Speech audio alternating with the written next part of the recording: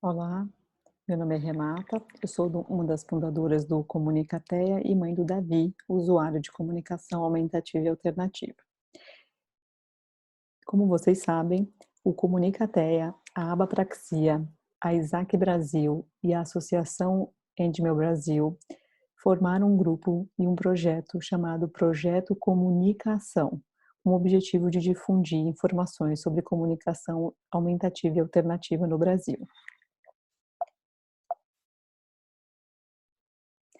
Nossa primeira live aconteceu no dia 15 de abril, com o tema Comunicação Alternativa, o que é e para quem se destina.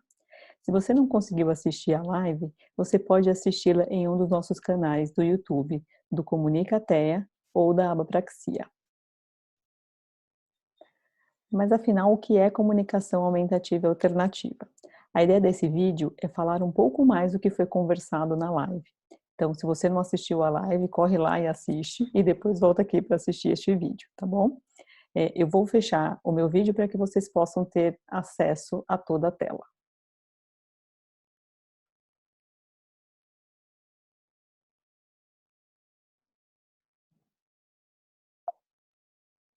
Bom, comunicação aumentativa e alternativa, segundo a Sociedade Brasileira de Fonoaudiologia, é o uso de símbolos, recursos, estratégias e serviços para garantir a comunicação de pessoas que têm alguma condição que impedem ou limitam a fala de forma temporária ou permanente, associada ou não a alguma deficiência. A comunicação aumentativa alternativa, ela pode ser não apoiada quando a gente usa o nosso corpo para nos comunicar. E ele pode ser, por exemplo, um gesto,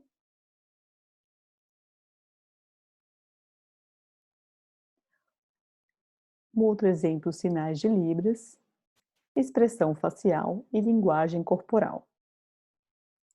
A comunicação aumentativa e alternativa, ela pode ser também apoiada quando a gente usa recursos e instrumentos que estão fora do nosso corpo para nos comunicar, como por exemplo, botões vocalizadores, pranchas de comunicação, o PECs, livros de comunicação como o POD, que é um instrumento robusto de comunicação de baixa tecnologia. Aqui um outro exemplo de um livro de comunicação, também um sistema robusto de baixa tecnologia, e esse livro está disponível de forma gratuita no Instagram do Comunicateia, está lá no nosso Drive, se você quiser pode ir lá conferir. E um aplicativo de comunicação aumentativa, aplicativos de comunicação, que também é um instrumento robusto de comunicação de alta tecnologia, e aplicativos baseados em escrita com vocalizador, que transformam um texto escrito em fala. Também um instrumento robusto de alta tecnologia. Mas afinal, o que é um sistema robusto? A gente vai falar mais sobre isso em lives futuras, mas eu vou abordar rapidamente esse tema nesse vídeo, porque foi uma pergunta bastante frequente na live do dia 15 de abril. Então, o sistema de comunicação aumentativa e alternativa, para ser considerado robusto, ele deve ser flexível, versátil para todos os contextos. Então, tem que ser um instrumento que consiga ser usado em vários contextos, em várias atividades, com diversos parceiros de comunicação.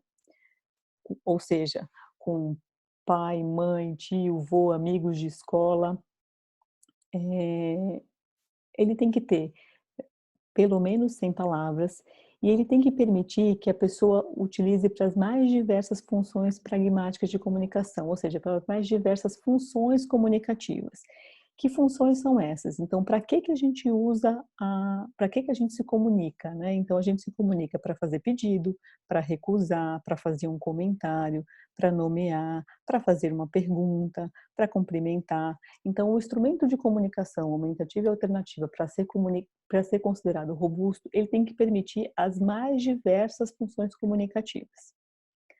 Além disso, ele tem que possuir 80% de vocabulário essencial e 20% de vocabulário acessório. Mas afinal, o que é vocabulário essencial e o que é vocabulário acessório?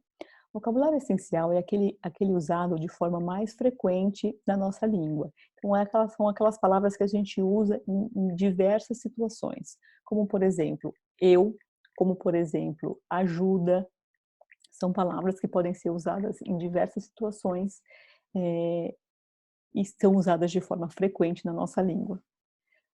E vocabulário acessório são palavras que são específicas de alguma situação ou de algumas pessoas ou para algumas pessoas. Então, por exemplo, pode ser vocabulário essencial para uma criança ter galinha pintadinha, no sistema dela.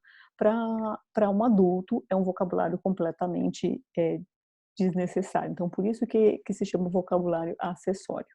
Então, é mais específico para aquele indivíduo ou a uma situação.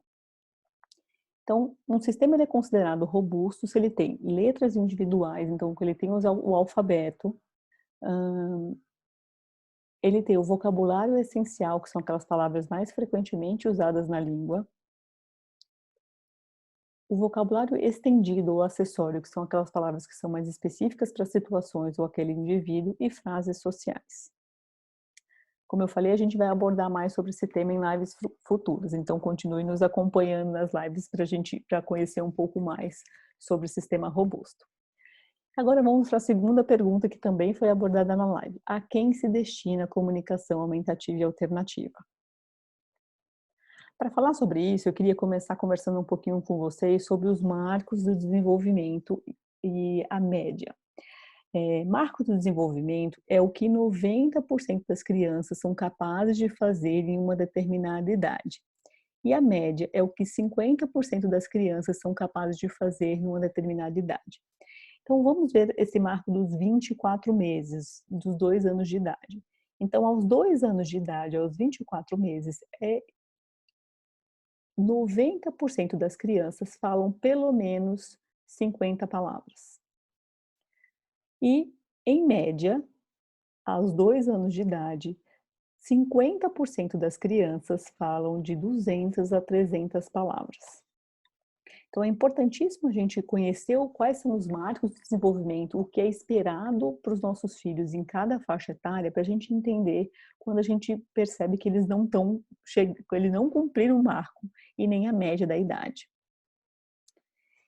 E aí eu queria que a gente pensasse juntos, né, se a gente espera que se seu filho tem 2 anos, ele fala? Lembrando que no marco de desenvolvimento, 90% das crianças falam pelo menos 50 palavras.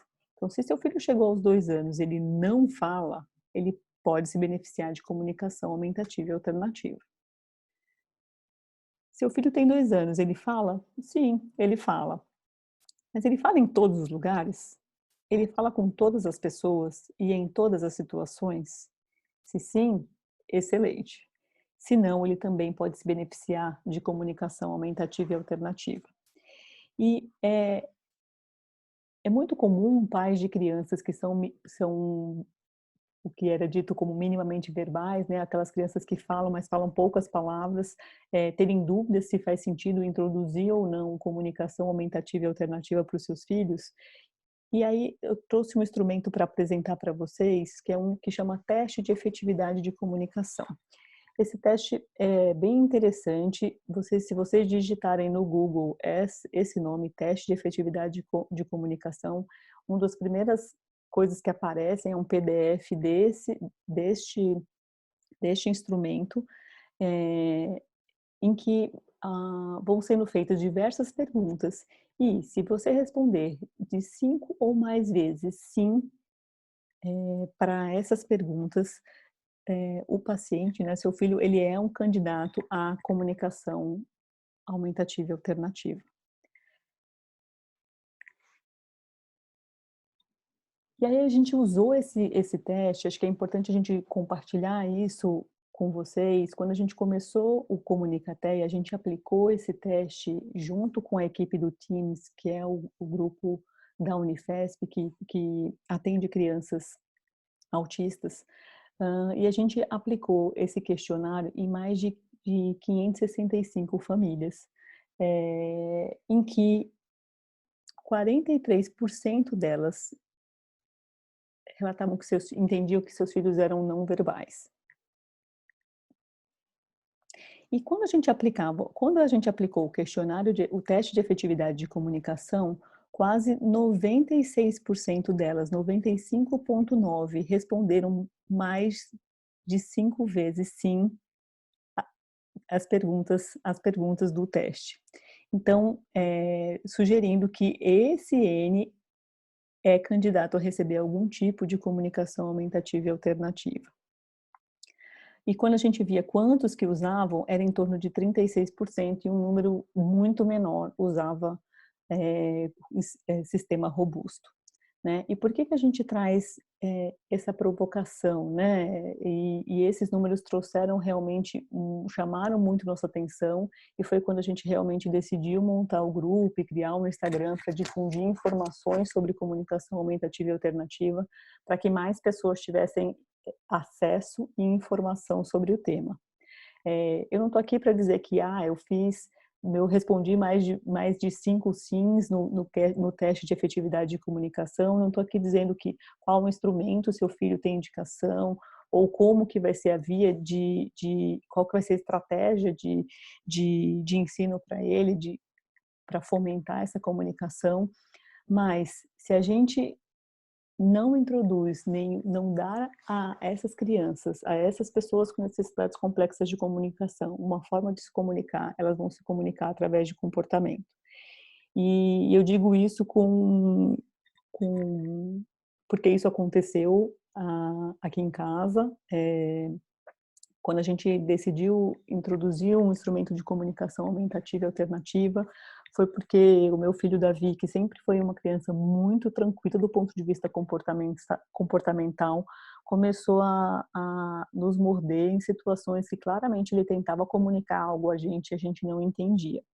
Nesse momento foi quando meu marido e eu, junto com a equipe terapêutica, a gente entendeu que sim, a gente continuaria estimulando e fazer o nosso máximo para estimular a fala dele, porque é a forma mais rápida e efetiva de comunicação, mas enquanto essa fala não viesse para a gente ia dar a ele um instrumento que ele pudesse se comunicar e nos dizer o que ele queria nas situações em que ele não pudesse usar, que ele não conseguisse usar ainda a fala para tal.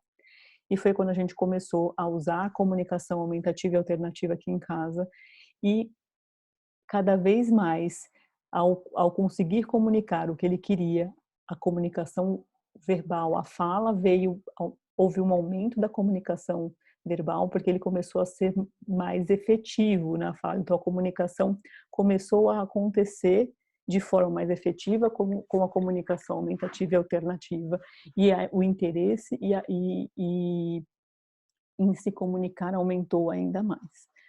Eh E o que respalda, e aí a gente tem uma frase da Temple Grandin que fala exatamente a mesma coisa, né, se um sistema de comunicação adaptado para a criança não for colocado em prática, o único recurso dela será o comportamento. Então eu acho que vale a pena a gente parar e pensar se, nossos filhos começaram a ter muitas alterações comportamentais, o que que ele está tentando nos comunicar com esse comportamento, e se não é o momento da gente realmente dar uma forma de apoio a essa comunicação. E eu trouxe esse slide, recentemente conversando com uma fonoaudióloga americana que eu admiro muito, que se chama Erin Luzotti. Ela trouxe uma frase que dizia que, eu vou ler a frase para vocês. As pessoas não pensam em tirar a cadeira de rodas de quem não consegue andar, os óculos de quem não consegue enxergar de forma apropriada. E por que pensam sempre em tirar um instrumento de comunicação aumentativa e alternativa daqueles que a utilizam para apoiar a fala quando precisam ou substituí-la? E aí eu queria expandir essa reflexão com vocês para crianças que têm questões motoras. Eu não vejo que há dúvidas entre pais e terapeutas de introduzir um instrumento, seja um dispositivo auxiliar de marcha, conhecido como andador, ou uma cadeira de roda, enquanto o treino motor está sendo feito para estimular essa criança a andar. E à medida que esse treino motor se torna efetivo e a criança começa a andar, esse dispositivo ele vai começando a deixar de ser usado em algumas situações em que a criança consegue ter uma boa mobilidade, em outras situações ela vai continuar precisando daquele instrumento, até que mais na frente ela com todo o treino motor que foi feito, ela pode deixar de precisar de usar esses dispositivos. Mas, paralelamente a isso, se apesar de todo o treino motor, essa criança não desenvolver a marcha, não conseguir andar, foi dado a ela uma forma de acessibilidade, uma forma dela conseguir se ter uma forma ativa na sociedade. Eu não vejo por que a gente não transpor isso pra comunicação aumentativa e alternativa.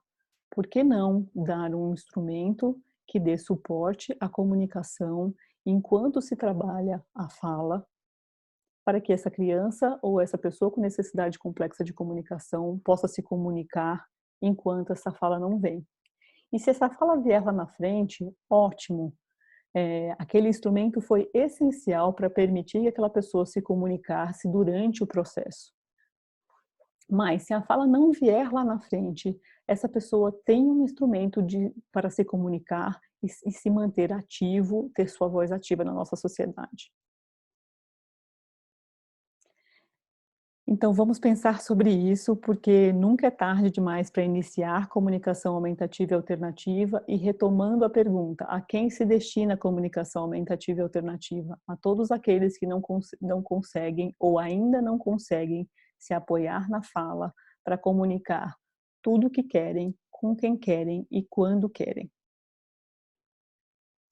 Se vocês quiserem ouvir mais, espero que vocês tenham gostado desse vídeo e se vocês quiserem ouvir mais sobre o que é comunicação aumentativa e alternativa e a quem se destina, você pode assistir também o vídeo da Tatiana Dudas, que é uma fono que gravou um vídeo para o projeto Comunicação, através da Isaac Brasil, e o vídeo da Carol Aguiar, da Associação Endmel Brasil, que também faz parte do projeto Comunicação.